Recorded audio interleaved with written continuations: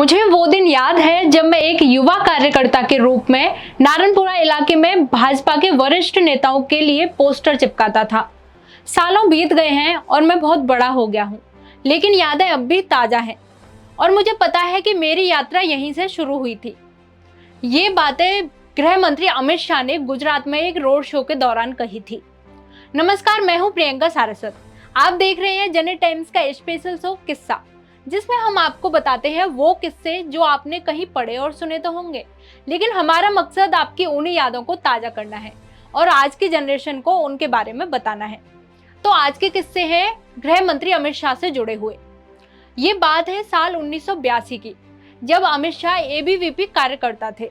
जो लड़का कभी अटल बिहारी वाजपेयी और अन्य बीजेपी के दिग्गज नेताओं के लिए पोस्टर चिपकाता था, आज वो लड़का खुद पोस्टर बॉय बन गया है।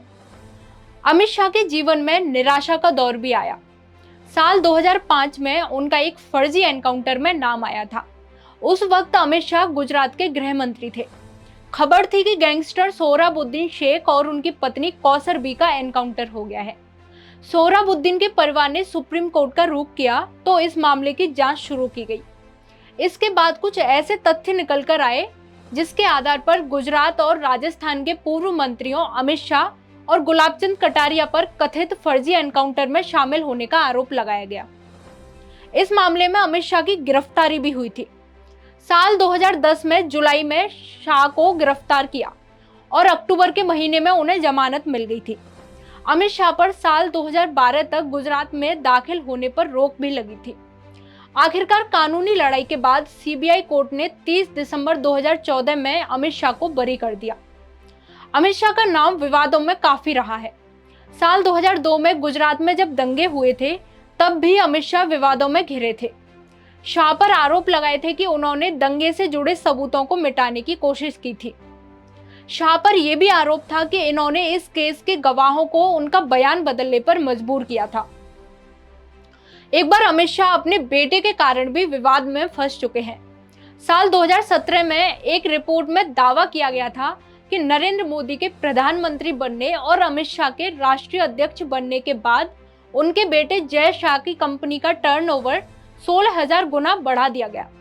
रिपोर्ट पब्लिश होने के बाद जय शाह ने रिपोर्टर समेत 7 लोगों पर अहमदाबाद के मेट्रोपॉलिटन कोर्ट में आपराधिक मानहानि का केस किया। फिलहाल ये मामला सुप्रीम कोर्ट में है।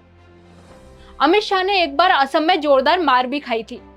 ये बात अमित शाह ने खुद बताई। उन्होंने बताया कि असम में हम नारे लगाते थे, असम की गलियां सूनी है, इंदिरा गांधी खूनी है। हमने यहाँ खूब मार खाई, लेकिन उस वक्त हमें भरोसा नहीं था कि असम में बीजेपी अपने बूते पर सरकार बनाकर विकास का रास्ता खोलेगी।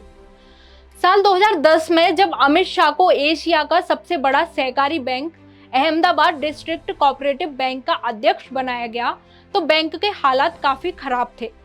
36 करोड़ के घोटाले का सामना करते हुए बैंक बंद होने के कगार पर था। लेकिन जैसे ही अमित शाह ने बैंक की कमान अपने हाथों में ली, बैंक की काया ही पलट गई। इसका नतीजा ये निकला कि अगले साल बैंक ने 27 करोड़ रुपए का मुनाफा कमाया। अमित शाह के पास तेज तर्रार बिजनेस माइंड है, इसीलिए उन्हें बीजेपी का आधुनिक चाणक्य भी कहा जाता है। तो ये थे गृह मंत्री अमित शाह से जुड़े हुए कुछ रोचक किस्से। नए व्यक्तित्व और नए किस्सों के साथ कल फिर होगी मुलाकात। तब तक देखते रहिए जनहित टाइम्स। धन्यवाद।